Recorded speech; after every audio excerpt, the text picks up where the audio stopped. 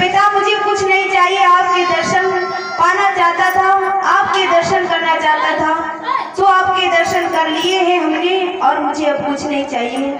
तो भगवान ने कहा फिर भी बेटा कुछ मांग ले, लेकिन ध्रुव ने कुछ भी नहीं मांगा। तो भगवान ने कहा कि ध्रुव तुम नहीं मांगना चाहते हो, लेकिन हम फिर भी तुम्हें कुछ दे करके जाएंगे। और भगवान ने कहा कि जाओ ध्रुव, तुम 36,000 वर्षों तक राज करोगे और आगे चल करके ध्रुव तारे के नाम से जाने जाओगे, और तुम्हारा पूरा परिवार जब मृत्यु को प्राप्त होगा तो हमारे स्वतः धाम को आएगा।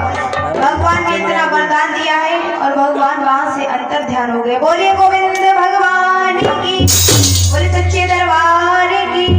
और इधर ध्रुव जी वहां से लौट आते हैं। जैसे ही नगरवासियों को पता चला है कि ध्रुव तपस्या करके लौट रहा है, भगवान के दर्शन उसने कर लिए हैं, तो सभी लोग, सभी नर नारी उनका स्वागत करने के लिए दौड़ पड़े हैं। जैसे ही ध्रुव अपने नगर में पहुंचे हैं, तो ध्रुव ने जाते ही जाते सबसे पहले अपनी मैया सुनीति के पास नहीं गए हैं और जाकर के तुलसी के पास में पहुंचे हैं, तुलसी के चरणों को स्पर्श किया है। इसके पश्चात अपनी माता सुनीति के पास में पहुंचे हैं और इधर सुनीति रोते रोते अंधी हो चुकी थी, जिसे आंखों से दिखाई नहीं दे रहा था।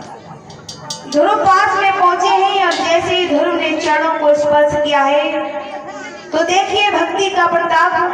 सुनीति के जैसे ही चरणों को स्पर्श किया है तो आज सुनीति को साफ साफ दिखने लगा है। सुनीति ने अपने पुत्र को हृदय से लगा लिया है और रोने लगे हैं। कहती है बेटा तू अब आया है। ध्रुव ने कहा कि भैया अब हम आ गए हैं, कहीं नहीं जाएंगे, मुझे मेरे पिता के दर्शन हो गए हैं।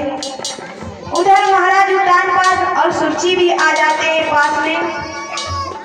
महाराज उत्तानपाद ने ध्रुव का बड़ा ही सम्मान किया है और सुनीति को, ध्रुव को अपने साथ में राजमहल को ले गए हैं और सब बड़े प्रेम से रहने लगे। बोलिए गोविंद भगवान की। आगे चल करके ध्रुव ने कई वर्षों तक राज किया है और उसके पश्चात जब ध्रुव को मृत्यु आई है तो भगवान के परम धाम को जाने लगे हैं। जब परम धाम को जाने लगे तो उन्हें रास्ते में अभिमान आ गया कि आज मेरे कारण मेरे पूरे परिवार को भगवान की सुतः धाम को जाने को मिल रहा है, मेरे कारण। जैसे ये अभिमान आया कि मेरे कारण मेरे पूरे परिवार को ये सब मिल रहा है, तभी भगवान ने कहा वाह ध्रुव तुम्हें तो अभिमान आ गया है। तो भगवान ने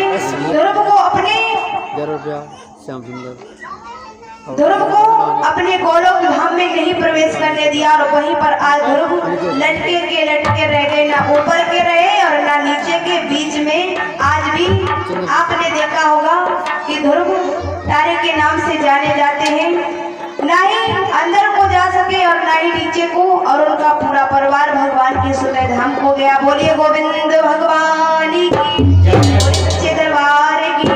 आइए सभी लोग प्रेम से और एक नाम के नाम है 10,000 राम कुमार राठौर।